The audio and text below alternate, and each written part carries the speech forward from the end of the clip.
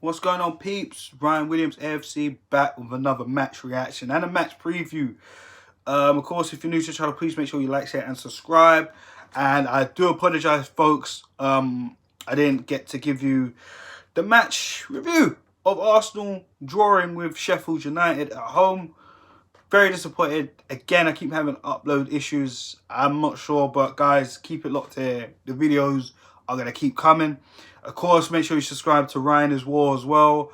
I'm doing new content on there. Make sure you check that out. Links will be in the bottom of this video, of course. So let's quickly touch on Sheffield United. And of course, we got Chelsea tomorrow, which is what I want to get to. So 1-1 in the end. And look, it's still going to take time. You know, I went in there, I thought we were going to do the business. Unfortunately, we didn't do the business throughout the whole game. Sheffield United started off very strong. They literally could have got a goal or two in that first half if we wasn't that lucky. If we weren't too careful, we could have slipped. Put it to you like that. But, you know, before the end of half time, Gabriel Martinelli get his first goal in the Premier League, which is exciting times for him and to progress in the future. But in the second half, you know, we came back in terms of Sheffield United looked depleted for a while. You know what I mean? And then all of a sudden, out of nowhere, one mistake cost us in terms of, you know, a deflection off Ainsley Maitland-Niles. It happens in football, and look, Sheffield United just volleyed. Sheffield United player volleys it at the edge of the box, and it's 1-1, innit? That's how it went. And we remain 10th. Chelsea, who are our next opponents, which I'm going to get into right now, they lost to Newcastle 1-0. Former gunner Isaac Hayden scores. Ishmael Hayden, sorry bro, bundled your name. But listen, Hayden scored. Chelsea lost. Another weekend where we messed up in terms of catching up. Tottenham drew against Watford. Manchester United lost against Liverpool. If we'd have beaten Sheffield United, we might have been in a little bit of a better position. But it is what it is, of course. Remember, we drew our last game against Crystal Palace away at again at Selhurst Park. And now we got Chelsea going up at Stamford Bridge, coming up to Stamford Bridge. And boy, this game is a must-win game. And look, our ladies just played Chelsea and they lost 4-1. And look what our ladies are. They are fighting for that Premier League title. And look, we're nowhere near that. We know. But listen, they took the L this week. Listen, we got to restore some pride back in the club. And listen, it would be so great if we went away to Stamford Bridge and get 3 points. The last time we did that, a certain Robin Van Persie was around, and we managed to pump Chelsea with 5 goals. So what are we gonna do? That was a very long time ago now. A lot has changed. Of course, Aubameyang he's suspended for this, of course, picking up his 3-match ban against, of course, the straight red against Max Meyer and the Crystal Palace away fixture.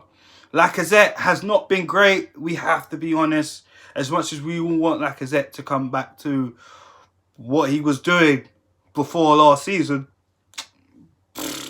I don't know.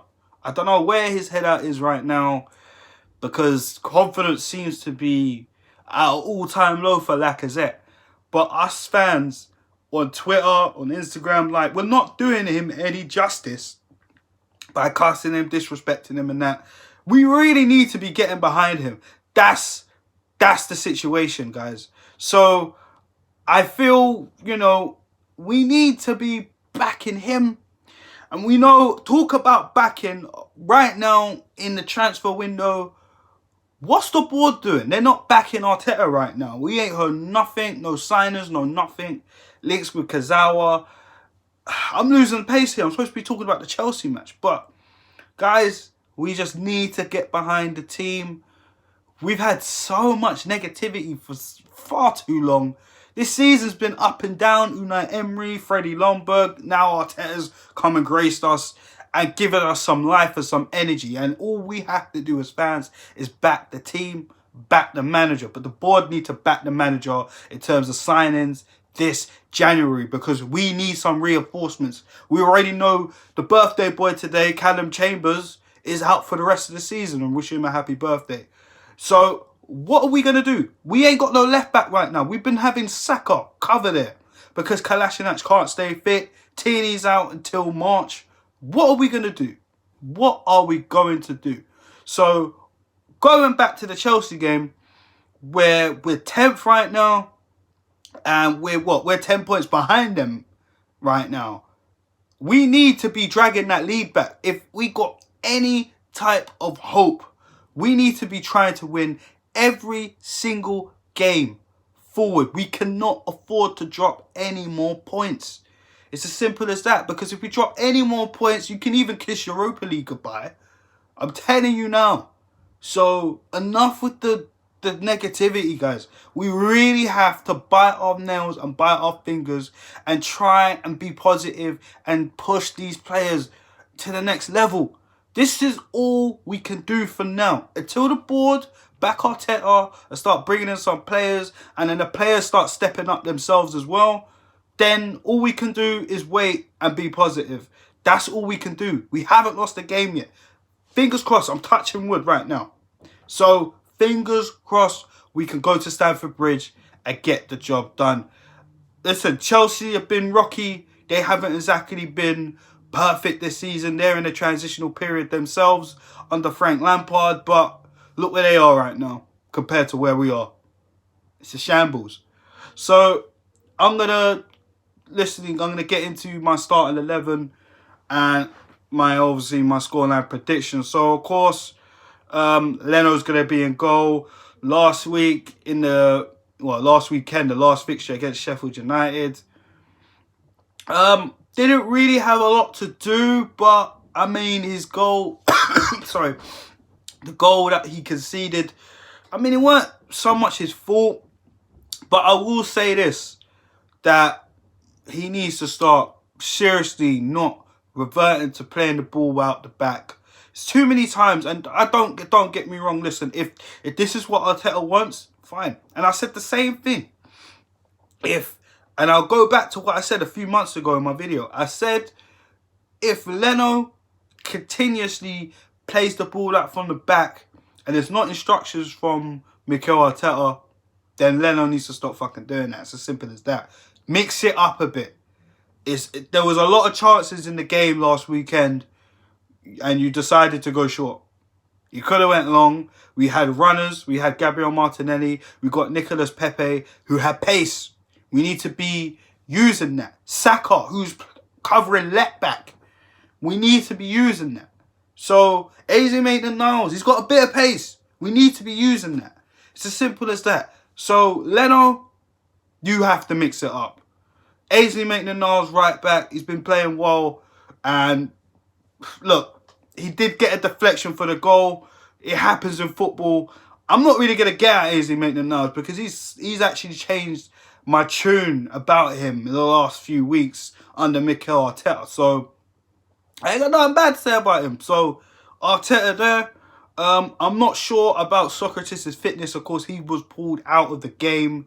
That's why we had Mustafi there. And to be fair, Mustafi didn't exactly have a bad game, but Mustafi didn't either have a good game. So is he going to play for me? More than likely not. I wouldn't put him in there. Hopefully Socrates is back. So if Socrates is back, I'm putting him there. David Luiz, it's revenge time for you, son. You going home to your old club, Stamford Bridge. You need to turn up, because in that game, I thought you played well in that game against Chelsea at home.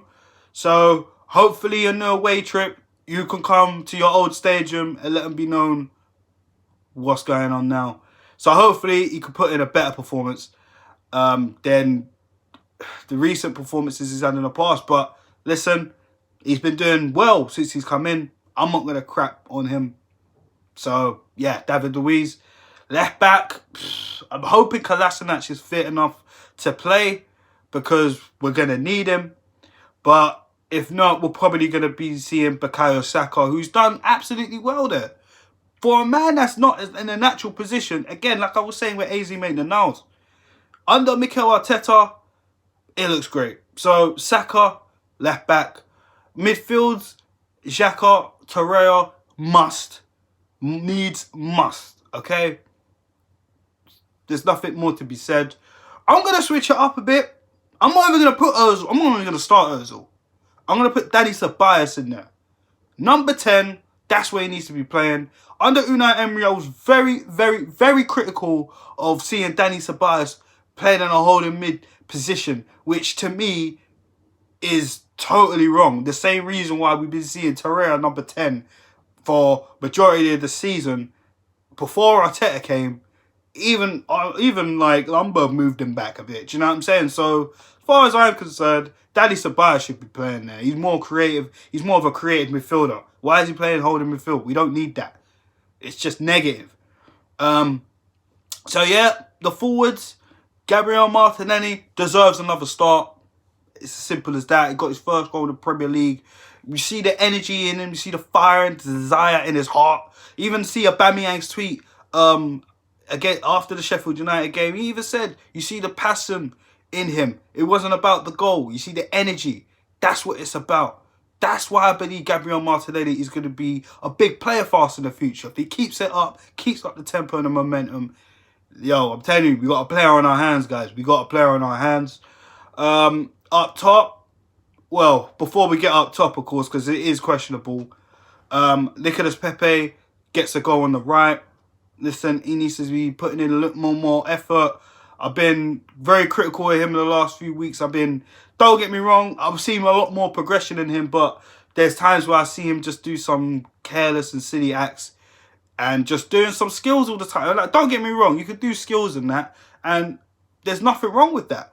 But there's a time and a place when to do it, and if you're gonna keep continuously doing it and getting it wrong, just stay to the basics. Do you know what I mean? So again, Pepe's still, you know, adjusting. So that's that. And of course, up top, Lacazette. I'm gonna stick with him up top. He needs to be the guy right now. He's the captain at the moment, covering for Aubameyang. He needs to be taking us to the next level. He needs to be scoring. So hopefully, this game, he can finally dust the cobwebs off, stop losing the ball outside of his foot, and start scoring goals. This is what we need, Lacazette. So we need goals. We got Eddie Nketiah on the bench if need be. We got Nelson on the bench, Ozil on the bench. Do you know what I mean? Guendouzi on the bench. Like, this is all we got right now. Willock too. Do you know what I mean? So we need everything right now in this game. We need to be winning and beating Chelsea at Stamford Bridge. Again, we haven't won there. It's been a very long time since we won at Stamford Bridge. So for me, I'm going to be optimistic. I'm going to go for a 2-1 win to the Gunners. Hopefully, this will be the start of where we can turn things around and start picking up wins. Because, look, we're going to be inconsistent. It's a very young squad. We lack depth, as we all know. This is why we're moaning in the transfer window, why we ain't really seen no signings. But, you know, again, Chelsea's record at home ain't exactly great. So, and they lost. So they might be on a down arm. We need to be taking advantage of that. And hopefully we can stop them from trying to bounce back in this game. But we need the bounce. We need the win. So 2-1 to the Gunners for me. Please like, share and subscribe to the channel, of course. Let me know your thoughts of the team and the selection and the scoreline in the bottom of the video. Subscribe to Ryan as well, of course. Check out Socially Outcasted. And guys, I'll be back with you for the match review. See you later.